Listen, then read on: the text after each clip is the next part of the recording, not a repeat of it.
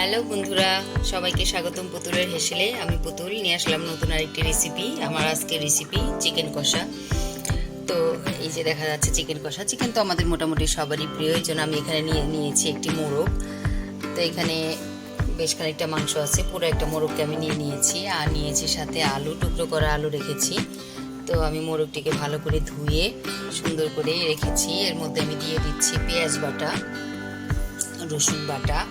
একটা মোরগ, এই জন্য আমি দিয়ে দিয়েছি হাফ কাপ মতো পেঁয়াজ বাটা, বড় 1 চামচ রসুন, হাফ চা চামচ আদা বাটা। এখানে আছে ধনে জিরে গুঁড়ো একসাথে, দিয়ে দিলাম মরিচ গুঁড়ো। ঝালটা আপনারা যে যেমন খান, তো আমি একটু ঝাল বেশি খাই, এই জন্য দিয়ে দিয়েছি। আর দিয়েছি হলুদ গুঁড়ো, আর দিয়ে দিচ্ছি তেল, পরিমাণ মতো তেল, সয়াবিন তেল। এটাকে আমি বেশ ভালোভাবে মেখে নিব। মাংসটাকে মেখে নিয়ে আমি ঘন্টা 2-এর জন্য রেখে দিব আলাদা করে। এটাকে পাশে সরিয়ে রাখবো। তো এই যে আমার মাংসটাকে আমি মেখে নিচ্ছি। তো আশা করি আপনাদের এইভাবে চিকেন কষা করলে আপনাদেরও ভালো লাগবে। তো আমার মাংসটা মাখিয়ে রাখা শেষ। তো এটাকে আমি ঘন্টা 2-এর জন্য রেখে দিয়েছিলাম। তো এখন আমি রান্না করব। তো আমি প্যানে তেলটা দিয়ে দিলাম।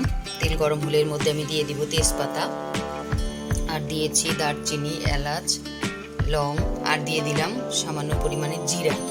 তো এখন আমি দিয়ে দিয়েছি বেশ পরিমাণে কুচি করে রাখা পেঁয়াজটাকে খুব ভালোভাবে ভেজে নিব, মোটামুটি লাল করে ভাজবো।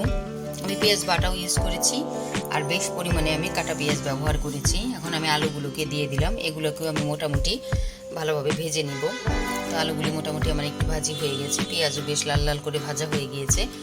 এখন আমি মাখিয়ে রাখা মাংসটাকে দিয়ে দিব। তো এই যে আমার মাংস দেওয়া শেষ। এখন আমি এটাকে বেশ ভালো মতো, এটাকে আমি কোনো পানি অ্যাড করিনি, লবণ এখনো অ্যাড করিনি।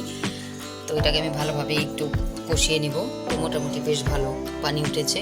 তো এখন এর মধ্যে আমি দিয়ে দিলাম লবণটা পরিমাণ মতো। লবণের পরিমাণ হেরফের হয়ে গেলে আসলে ভালো লাগে না। তো এটাকে আমি শুধু কষাবো। এখানে খুব সামান্য পানি দিয়েছি। তো এই যে আমার প্রায় কষে গেছে। আমি এভাবেই কষাবো, আর সামান্য পরিমাণে লাস্টে একটু পানি অ্যাড করবো। এভাবেই কষাতে থাকবো। তো মোটামুটি বেশ খানিক আমার মোরগটা খুব ভালোভাবে কষানো হয়ে গেছে। এখন আমি এর মধ্যে দিয়ে দিচ্ছি গরম পানি দিয়েছি আমি 1 কাপ মতো, যাতে মাংসটা সুসিদ্ধ হয় এবং আমার ঝোলটা খুব গাঢ় হয়, যেহেতু এটাকে আমি কষাবো। এখন আমি ঢেকে দিলাম। ঢেকে আমি মিনিট 7-8 রান্না করেছি। তো আমার মাংসটা মোটামুটি বেশ ভালোই সিদ্ধ হয়েছে। আমি আরেকটু শুকাবো, এই জন্য একটু জাল বাড়িয়ে দিয়েছিলাম। এখন আমি জালটা কমিয়ে দিয়েছি।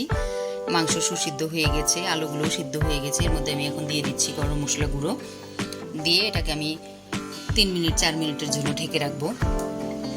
ঢেকে রাখলেই আমার মোরগ কষা শেষ। আশা করি আমার এই রেসিপিটা আপনাদের ভালো লাগলে, খুব সহজে হয়ে যায়, এটি তৈরি হয়ে যায়।